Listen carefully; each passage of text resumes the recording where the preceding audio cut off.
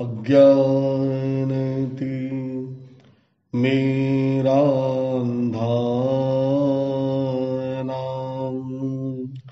ज्ञानाञ्जन शलाकया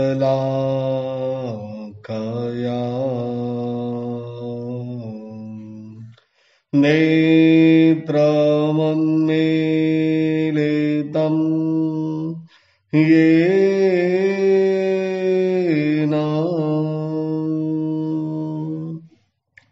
तस्मै श्री गुरवे नमः। तस्मै श्री गुरवे नमः। आज 3/8 सोमवार। आज राखी का दिन है, यानी कि रक्षाबंधन। जो रक्षा करने की एक बात बड़ी अच्छी तरह से बताई गई है। भाई बहन का यह त्योहार बड़ा ही निर्दोष प्रेम बताया गया है। सब जीवों को रक्षा ही चाहिए और सब बचने की ही बात करते हैं। तो हमारी भी बात यही चल रही है, महापुरुषों की महागाथा, जिन्होंने जिन शासन की रक्षा की है, अनेक आत्माओं की रक्षा की है, अनंत आत्माओं की रक्षा की है, ऐसे महापुरुषों की बात चल रही है। आज एकावतारी युग पुरुष पूज्याचार्य महाराज श्री अजरामर जी स्वामी आपके जीवन की बात करेंगे। जो हमारे यहां 267 साल पहले हुए ये महापुरुष आज भी आपका नाम सबके लिए शांति का अनुभव कराता है, समाधि का ध्यान कराता है। आपके गुणों के प्रति आस्था इतनी सारी रही हुई है कि आज भी आपका नाम लिया जाता है।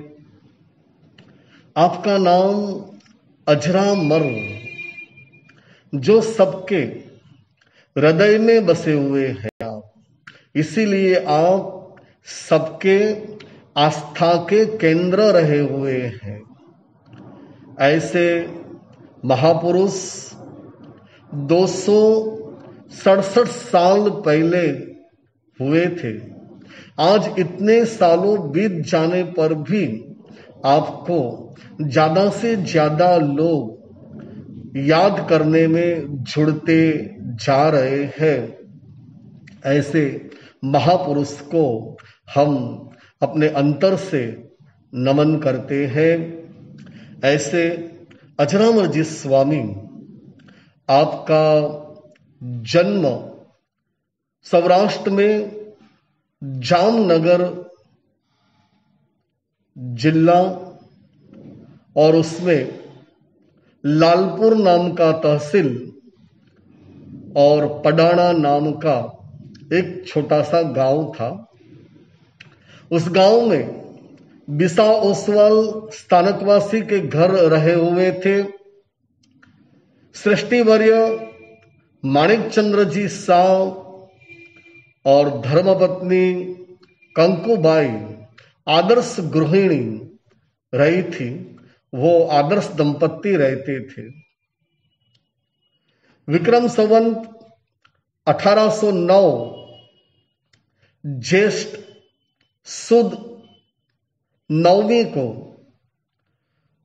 रत्नकुक्षी कंकु माता ने एक परम पुण्यशाली पुत्र रत्न का जन्म दिया और पुण्यशाली आत्मा जहां जन्म लेते हैं वहां आनंद ही आनंद हो जाता है। पूरे गांव में आनंद फैल गया, घर घर में आनंद होने लगा।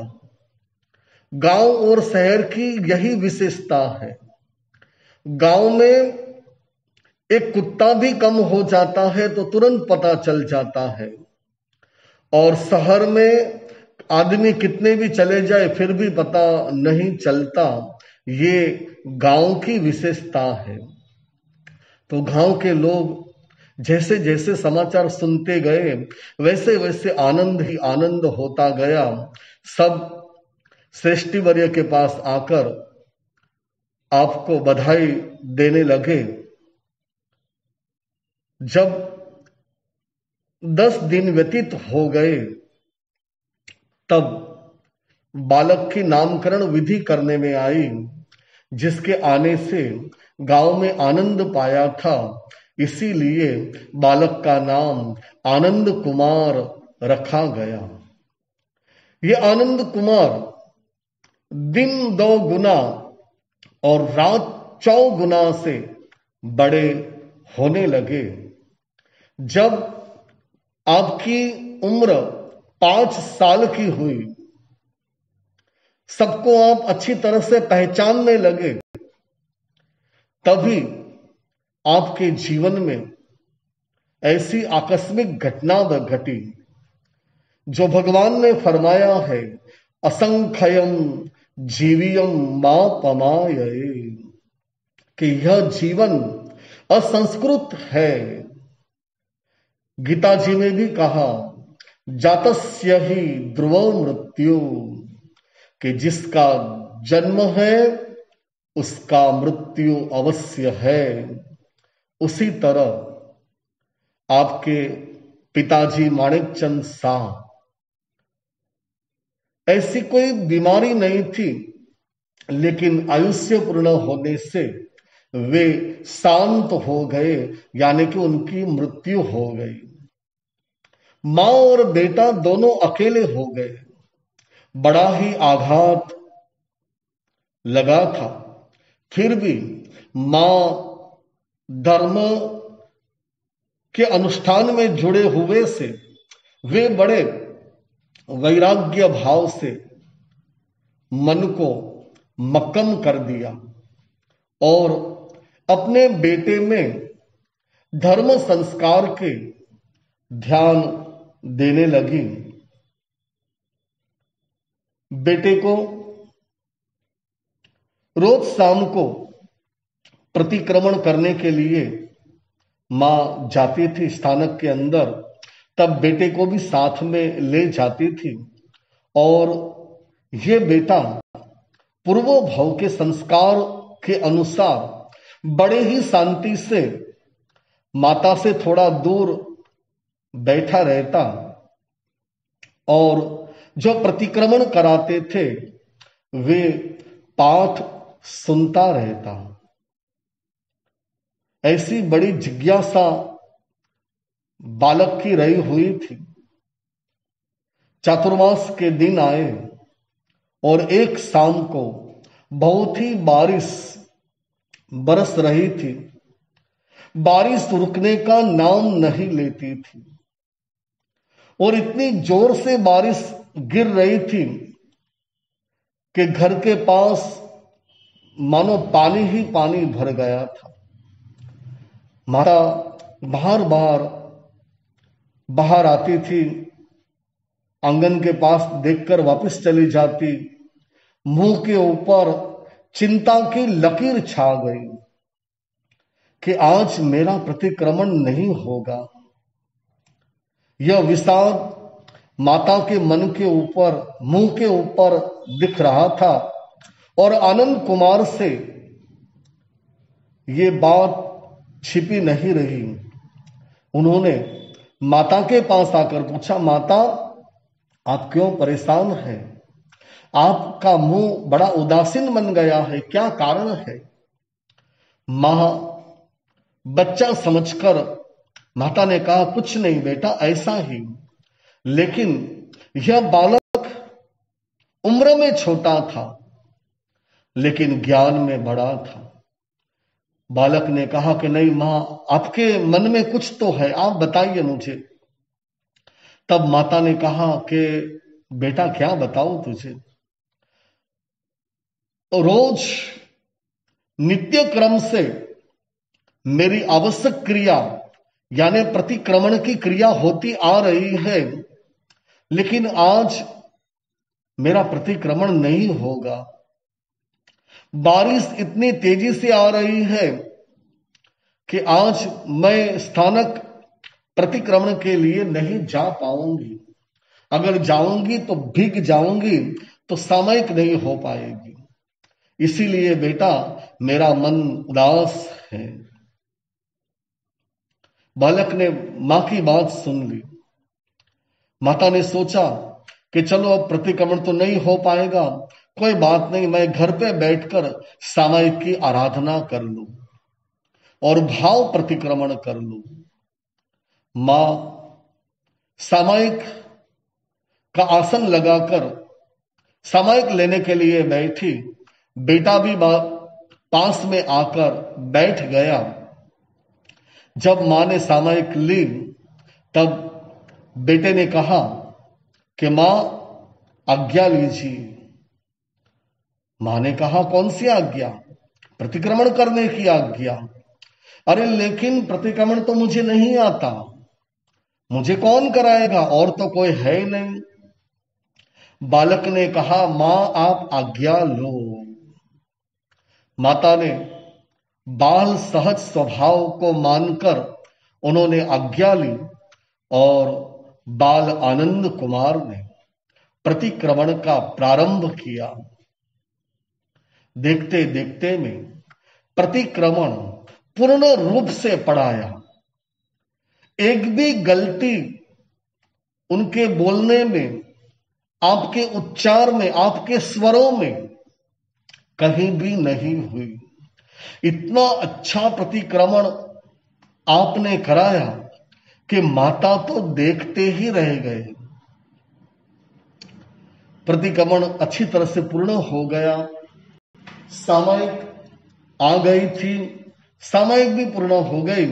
तब माता सामयिक को छोड़कर माता ने बालक के पास आई और अपने बालक को अपने गले से लगा लिया। कह बेटा तूने प्रतिक्रमण कब सीखा? मैंने तो तुझे कभी सिखाया नहीं था। तब आनंद कुमार ने कहा कि मां, आप रोज मुझे यहां लेके आते थे और मैं बैठकर प्रतिक्रमण सुनता था और सुनते सुनते ही मुझे प्रतिक्रमण आ गया। ये बात सुनकर माता को कितना आनंद हुआ होगा और माता बड़े ही आनंदित हो गए। माता बेटे को बड़ी अच्छी धर्म कहानियां सुनाते थे और उसी कहानी सुनकर आनंद कुमार एक अलगज भाव में रहने लगे। और एक दिन की बात है, माताजी के पास आए और माताजी को कहा कि मां, मुझे तो दीक्षा लेनी है, मुझे संयम लेना है। माता देखकर आश्चर्यान्वित हो गए। उसने अपने बेटे से पूछा कि अरे बेटा तू क्या कह रहा है? कि हाँ मां, अब मेरा मन वैराग्य से भर गया है और मुझे दीक्षा ही लेनी है। मां ने कहा कि बेटा दीक्षा का मार्ग बड़ा कठिन है, तेरी उम्र बहुत छोटी है। तब बेटे ने कहा कि मां, आप ही मुझे अयवंता कुमार की, अमर कुमार की, गजसु कुमार की, धर्मरुचि अणगार की कितनी सारी अच्छी अच्छी कथाएं सुना रहे हैं। तब वे छोटी उम्र में कितना अच्छा काम कर गए, तो मैं क्यों नहीं कर पाऊंगा। और आपने ही कहा था कि आत्मा में अनंत शक्ति है, तो बस मुझे भी संयम ग्रहण करना है। बेटे के मुंह से माता ये बात सुनकर बड़े खुश हो गए, क्योंकि माता जी को तो पहले से भाव था, लेकिन बेटे का बंधन था, इसीलिए वो संसार में रहे हुए थे। अपने रिश्तेदारों को बुलाकर उनके सामने बात रखी और रिश्तेदारों ने उनकी बात को स्वीकार करके उस समय गोंडल के अंदर चातुर्मास गुरु भगवंतों का चल रहा था। पूज्य हिराजी स्वामी और कांजी स्वामी, इनका चातुर्मास वहां चल रहा था। वहां आपके रिश्तेदार लेके आए, गुरु महाराज के सामने बैठे थे। हिराजी स्वामी ने आनंद कुमार को देखकर बड़े प्रसन्न हुए कि बालक का ललाट कितना भव्य अच्छा दिख रहा है, और ये शासन का हीरो बनने वाला है, ये शासन का वीर बनने वाला है। ये देखकर गुरु महाराज ने माताजी से पूछा कि क्या आप सच में वैराग्य बनकर आए हैं? कि हाँ, हम माँ बेटे दोनों वैराग्य से भरे हैं और हमें संयम ही लेना है। गुरु महाराज की सम्मति मिल गई, दोनों वहीं रुक गए और अपनी ज्ञान पढ़ाई में ध्यान देने लगे। उस समय घर घर में खाने के लिए जाने का होता था, बारी बारी से खाने के लिए जाते थे। माँ एक घर में जाती थी, बेटा दूसरे घर में जाता था। ऐसी भावना हमारी भारतीय संस्कृति में रही हुई थी, क्योंकि यहाँ अतिथि देवो भव, अतिथि को देव माना जा रहा है। तो एक दिन की बात है, आनंद कुमार खाना खाने के लिए गुरुजी की आज्ञा लेकर वे जिस परिवार के वहां जाना था वहां जा रहे थे। रास्ते में एक बाजार आई, वहां बहुत सारे लोग आते जाते रहे हुए थे, बड़ी बड़ी दुकानें रही हुई थी। बराबर आनंद कुमार वहां से निकल रहे थे, तब वहां एक हवेली थी और हवेली के महंत जी ने आनंद कुमार को देखा। तुरंत ही उन्होंने अपने चाकर को, नौकर को भेजा कि जाओ बच्चे को बुला के आओ। आनंद कुमार वहां आया, तब महंत जी ने कहा कि अरे बेटा, तू यहां का तो नहीं लग रहा है। तब आनंद कुमार ने कहा कि हाँ, आपकी बात सच्ची है, हम यहां जैन मुनि के पास पढ़ाई करने के लिए आए हैं। तब महंत जी ने कहा, अरे वाह, बड़ी अच्छी बात है, जब भी आप यहां से निकलो तो अवश्य मेरे पास आना। अगर आपको कोई जरूरी हो तो आप मुझे बताना, मैं आपकी जरूरियात पूर्ण कर दूंगा। इस प्रकार से कई दिन निकल गए। एक बार आनंद कुमार की वापस बारी उस तरफ भी भोजन करने की आई, और महंत जी कितने दिनों से आपका इंतजार कर रहे थे। और आनंद कुमार को देखकर महंत जी बड़े प्रसन्न हुए और अपने नौकर को कहा कि जाओ बच्चे को बुला के आओ। नौकर आनंद कुमार को लेकर महंत जी के पास आए। महंत जी ने बताया कि क्या मोक्ष इतना सारा कष्ट सहन करने के बाद ही मिलता है? नहीं, मोक्ष तो भगवान की भक्ति करने से भी मोक्ष मिल जाता है। इसीलिए आनंद कुमार, यहां मेरे पास किसी भी प्रकार का कष्ट नहीं है और आपको जो चाहिए वो सब यही मेरे पास मिल जाएगा, इसीलिए आप मेरे शिष्य बन जाइए। आनंद कुमार ने कहा कि महंत जी आपकी बात सच्ची होगी, लेकिन आप जो कह रहे हैं वो मुझे समझ नहीं आ रहा है, क्योंकि त्याग के बिना मोक्ष कभी भी नहीं मिलता। तब महंत जी ने कहा कि अगर तू मेरे पास आ जाएगा तो मैं तुझे मेरी सारी धन दौलत, स्थावर मिलकर, जंगम मिलकर सब कुछ मैं तुझे दे दूंगा, और जो इस गद्दी पे अभी मैं महंत बन के बैठा हूं उसी गद्दी पे मैं तुझे तुरंत ही बिठा दूंगा। इस प्रकार की बात की।